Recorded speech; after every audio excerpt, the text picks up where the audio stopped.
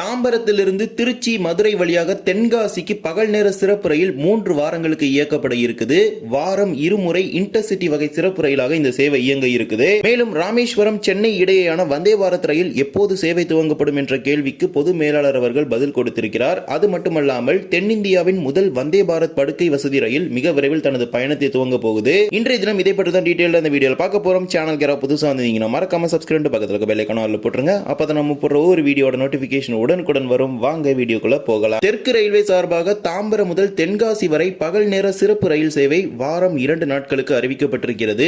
3 வாரங்களுக்கு இந்த சிறப்பு ரயில் 2 மார்க்கத்திலும் இயக்கப்பட இருக்குது. Train number 06135 06136 Tambaram Tenkasi Tenkasi Tambaram special. தாம்பரத்திலிருந்து ஜூலை 30, ஆகஸ்ட் 1, 6, 8, 13 மற்றும் 15 ஆகிய 6 நாட்கள் வியாழன் மற்றும் சனிக்கிழமைகளில் தாம்பரத்திலிருந்து காலை 5 மணிக்கு புறப்படக்கூடிய இந்த சிறப்பு ரயில் திருச்சியில் 9:30 மதுரையில் மதியம் 12 மணிக்கும் புறப்பட்டு தென்காசிக்கு அதே நாள் மாலை 3:30 மணிக்கு சென்று சேர இருக்கிறது. மீண்டும் மறு மார்க்கத்தில் தென்காசியிலிருந்து ஜூலை 31, ஆகஸ்ட் 2, 7, 9, 14, 16 ஆகிய 6 நாட்கள் வெள்ளி மற்றும் ஞாயிற்றுக்கிழமைகளில் காலை 5 மணிக்கு தென்காசியில் புறப்படும் சிறப்பு ரயில் மதுரையில் 7:45 திருச்சியில் 10:15 புறப்பட்டு தாம்பரத்திற்கு அதே நாள் மாலை 3:15 மணிக்கு வந்து சேரும். இந்த ஸ்பெஷல் ட்ரெயின் ஒரு super fast category special train operate பண்றாங்க.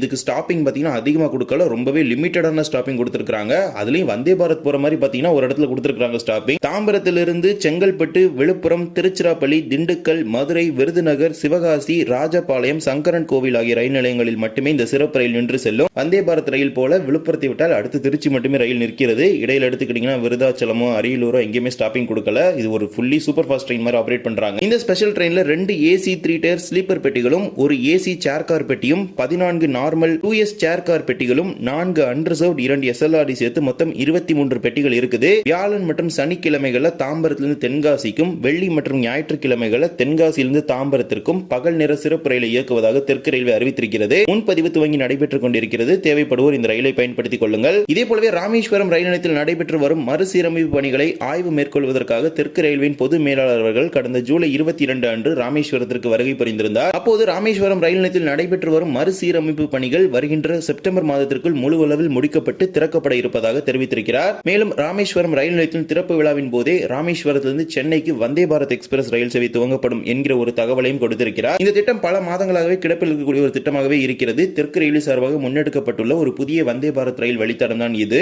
சென்னையிலிருந்து ராமேஸ்வரத்தை இணைக்கும் வகையில் பகல் நேர ரயில் சேவையாக துவங்குவது. இருப்பினும் இந்த ராமேஸ்வரம் ரயில் நிலையத்துடைய மறுசீரமைப்பு பணிகள் முடிந்தவுடன் இந்த ரயில் சேவை துவங்கப்படும் அப்படிங்கிற ஒரு பதிலையும் கொடுத்திருக்கிறார். செப்டம்பர் மாதத்தில் துவங்கப்படுவதற்கான வாய்ப்புகள் உள்ளதாகவும் இந்த பிரஸ் மீட்ல பாத்தீங்கன்னா அவர் தெரிவித்திருக்கிறார். சென்னை டு ராமேஸ்வரம் வந்தே பாரத் ரயில் சேவை துவங்கப்படுவது உறுதி. அது துவங்கப்படும் தேதி பாத்தீங்கன்னா அதிகாரப்பூர்வமாக ரயில்வே சார்பாக வெளியிட்டாலும் தெரியும். இப்போதைக்கு செப்டம்பர் மாதத்திற்குள்ள பணிகள் முழு அளவில் முடிக்கப்பட்டு வந்தே பாரத் ரயில் சேவை துவங்கப்படும் அப்படிங்கிற ஒரு பதிலை மட்டும் கொடுத்திருக்காங்க. அதே போலவே திருவாரூரில் நடைபெற்ற ஆய்வின் போது ஒரு பதிலை கொடுத்திருக்கிறார். அதன்படி தாம்பரத்திலிருந்து ராமேஸ்வரத்துக்கு செல்லக்கூடிய தினசரி ரயில் இப்போது 18 பெட்டிகளை கொண்டு இயக்கப்பட்டு வருது. இதன் வழித்தடத்தில் இருக்கக்கூடிய நடைமேடை நீளத்துடைய அதிகரிக்கும் பணிகள் முடிந்த பிறகு இந்த ரயிலின் பெட்டிகளின் எண்ணிக்கை 18 22 உயர்த்தப்படும் அப்படிங்கிற ஒரு பதிலை கொடுத்திருக்கிறார். அதற்கேற்றார் போல பாத்தீங்கன்னா அறந்தாங்கி, பேராவூர்ணி மற்றும் அதிராம்பட்டினம் இந்த 3 ரயில்வே ஸ்டேஷன்ல பாத்தீங்கன்னா 18 கோச் அகாமடேட் பண்ற மாதிரி தான் பிளாட்ஃபார்ம் லென்த் இருந்துச்சு.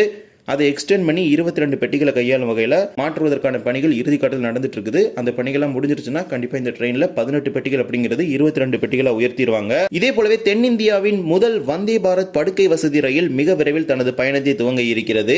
ஆமாம், தென்னிந்தியாவிலேயே முதல் முறை. ஏன்னா ஏற்கனவே பாத்தீங்கன்னா அஸ்ஸாமின் கவுஹாத்தி மற்றும் கொல்கத்தாவை இணைக்கும் வகையில் ஒரு வந்தே பாரத் ஸ்லீப்பர் ரயில் இயக்கப்பட்டு வருகிறது. அதே போலதான் தென்னிந்தியாவில் பாத்தீங்கன்னா முதல் முறையாக ஒரு வந்தே பாரத் ஸ்லீப்பர் ரயில் துவங்க போறாங்க. ஏனென்றால் தென்னிந்தியாவோட ஒரு ரயில்வே மண்டலமான தென்மேற்கு ரயில்வே சவுத் வெஸ்டர்ன் ரயில்வே மண்டலத்திற்கு 2 வந்தே பாரத் ஸ்லீப்பர் பெட்டிகளை ஒதுக்கீடு செஞ்சிருக்குது இந்திய ரயில்வே. தயாரிக்கப்பட்டுள்ள 6 மற்றும் 7வது ரேக் பாத்தீங்கன்னா சவுத் வெஸ்டர்ன் ரயில்வே கொடுத்திருக்காங்க. அதே மாதிரி 8 மற்றும் 9வது ரேக் பாத்தீங்கன்னா நார்த்தன் ரயில்வே கொடுத்திருக்காங்க.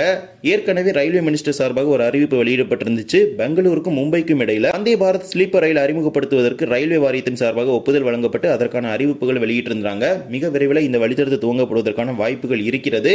இறுதிக்கட்ட வழித்தடம் தொடர்பான அறிவிப்பு சவுத் வெஸ்டர்ன் ரயில்வே சார்பாக வெளியிட்டால்தான் முழு முழு அளவிலான தகவல் கிடைக்கப்பெறும். தென்னிந்தியாவிலேயே முதல் முறையாக இந்த வந்தே பாரத் ஸ்லீப்பர் ட்ரெயின் சர்வீஸை யார் ஸ்டார்ட் பண்ண போறதுன்னா சவுத் வெஸ்டர்ன் ரயில்வே கர்நாடகாவை பேஸ் பண்ணி இருக்கிற இந்த ஜோன்ல தான் ஸ்டார்ட் பண்ண போறாங்க. எனவே மிக விரைவில் இதற்கான வழித்தடம் தொடர்பான தகவல் வெளியாகும். அதே போலவே ஆய்வுகள் அனைத்தும் முடிக்கப்பட்டு பொதுமக்களுக்கான சேவைகள் துவங்கப்படுவதற்கான தகவல்கள் மிக விரைவில் வெளியிடப்படும். ஏற்கனவே வந்தே பாரத் சேர்கார் பெட்டிகள் கொண்ட ரயில்கள் நாடு முழுவதும் பல்வேறு வழித்தடங்கள் இயக்கப்பட்டு வருது. பகல் நேர பயணத்திற்கு இரவு நேர பயணத்தை பூர்த்தி செய்யும் வகையில் இந்த வந்தே பாரத் ஸ்லீப்பர் ரயில்களை பார்த்தீங்கன்னா இந்திய ரயில் தற்போது அறிமுகப்படுத்தி வருகிறது. அதிலும் தற்போது இதன் உற்பத்தியை அதிகரித்திருக்கிறாங்க. நாடு முழுவதும் பல முக்கிய நகரங்களை இணைக்கும் வகையில் சேர்கார் வந்தே பாரத் ரயில்கள் இயங்கி வரும் நிலையில் இரவு நேர பயணத்திற்கு நீண்ட தூர பயண மிகவும் உகந்த ரயில்களாக இந்த வந்தே பாரத் ஸ்லீப்பர் ரயில்கள் அறிமுகப்படுத்தப்பட இருக்குது. மிக விரைவில் தமிழ்நாட்டிற்கும் இந்த ரயில் சேவைகள் வரும் என பெரிதும் எதிர்பார்க்கப்படுது. இந்த ஒரு வீடியோவில் தான் இந்த வீடியோ பிடிச்சிருந்தா மறக்காம like and share and subscribe பக்கத்தில் இருக்க பெல் ஐகானை போட்டுருங்க. அப்பதான் நம்ம போற ஒவ்வொரு வீடியோட நோட்டிபிகேஷன் உடனுக்குடன் வரும். இன்னொரு வீடியோவில் சந்திக்கலாம். தேங்க்ஸ் ஃபார் வாட்சிங்.